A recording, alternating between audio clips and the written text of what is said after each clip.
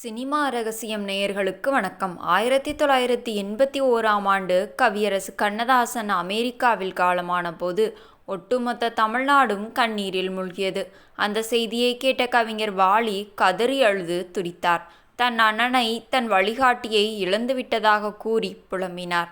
கண்ணதாசனின் நினைவஞ்சலி கூடத்தில் பேசிய வாலி, தமிழ் திரை இசை எனும் மாபெரும் அரியணையில் நான் அமர்ந்திருக்கலாம், ஆனால் அந்த அரியணையை செதுக்கிய சிற்பி என் அண்ணன் கண்ணதாசன்தான்.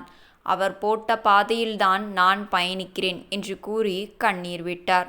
இன்றைய காலகட்டத்தில் திரைத்துறையில் சிறு பொறாமைகளும் போட்டிகளும் மனிதர்களை பிரித்து வைக்கும் சூழலில் அன்றைய காலகட்டத்தில் தமிழ் திரை இசை தங்கள் வரிகளால் ஆட்சி செய்த கண்ணதாசன் மற்றும் வாலி ஆகிய இரு பெரும் கவிஞர்களின் இந்த ஆத்மார்த்தமான நட்பும் பரஸ்பர மரியாதையும் தமிழ் சினிமா வரலாற்றில் என்றுமே அழியாத ஒரு பொன்னான அத்தியாயமாகும்.